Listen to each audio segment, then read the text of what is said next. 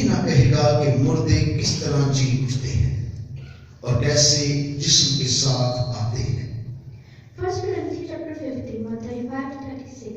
Someone will ask, how are the dead raised? With what kind of body will they come? اے نادان، تو خود جو کچھ ہوتا ہے جب تک وہ نہ مرے زندہ نہیں کیا جاتا۔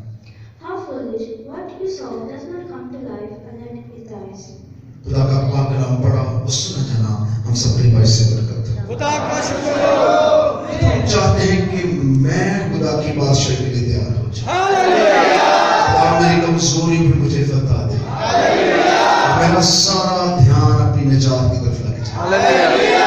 کیونکہ اس کا وعدہ ہے کہ آسمان کی بادشاہی کی تلاش کرو، یہ سب چیزیں تمہیں انعام میں مل جائیں۔ ہاللویا۔ آپ کا سب کا دھیان خدا کی بادشاہی کی طرف ہو جائے۔ کہ سارا جلال، سارا آنر کس کو دیں گے؟ یسوع کو۔ کتنوں چاہتے ہیں برکت میرے ساتھ جائے ہاللویا۔ اور کمی نہ رہے، میں ایک بڑی گواہی بنوں ہاللویا۔ اس زمین پر اپنے خدا کے لیے، ہاللویا۔ اپنی شفا کے وسیلہ سے، اپنے بدلاؤ کے وسیلہ سے، ہاللویا۔ اپنی فتح کے وسیلہ سے، آئیے بلند نعرے سے خدا کے کلام کی تعظیم کریں گے۔ ہاللویا۔ یسوع کے خون میں، یسوع نام میں، مقدس تعظیم آپ کے بیٹھنے میں۔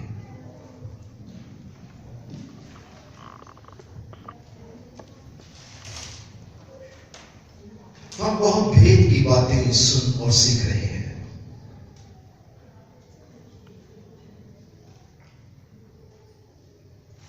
میں اپنے آپ کے ساتھ آپ کو کہتا ہوں کہ ہم سب میں سے کوئی بھی اس لائق نہ تھا کہ اتنے بڑے کلام کو ہم رسیو کر سکتے، پر خدا کا یہ کیا ہے؟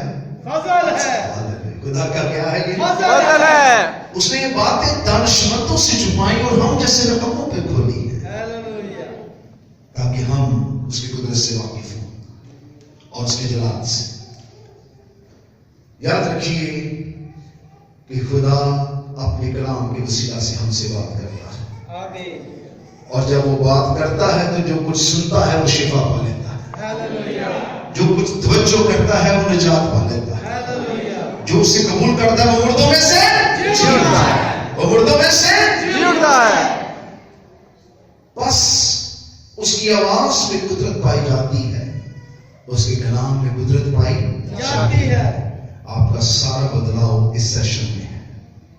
آپ کی نجات، آپ کی فتح، آپ کی کامیابی، آپ کا ایمان، آپ کی طاقت، آپ کی قوت اور آپ کی فتح کلام کے اندر ہے، اور کلام ہی خدا ہے۔ کلام ہی خدا ہے۔ کلام ہی خدا ہے۔ کلام ہی خدا ہے۔ آپ دیکھ لیں کہ کہاں سے آپ کو خدا نے کیسا بریف کیا ہے کہ آپ کا کلام آپ کا خدا ہے، ہاللویا۔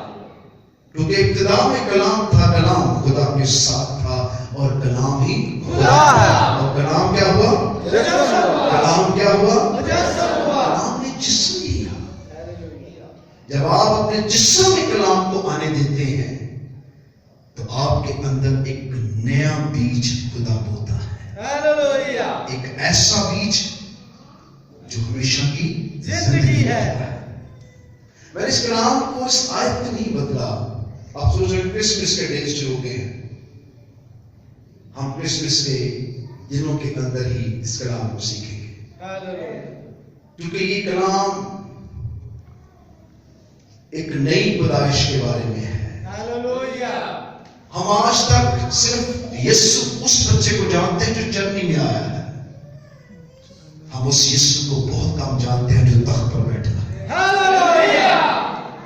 اور ابد آباد زندہ رہے گا، اور اس کا آنے کا جو مقصد تھا اس نے اس کو کیا کیا؟ پورا کیا۔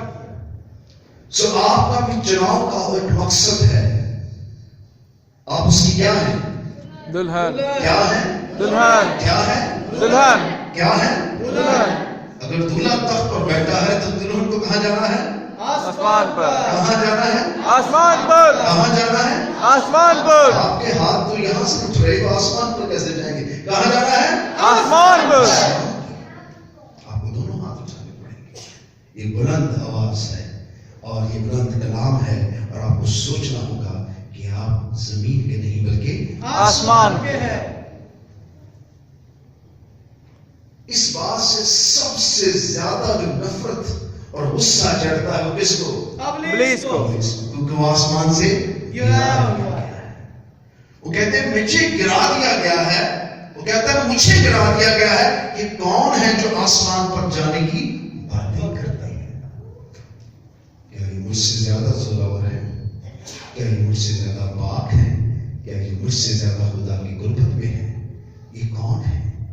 اسی بات کے لیے اس نے زمین کو گناہ سے آلودہ کیا ہے تاکہ کوئی آسمان پر نہ جائے.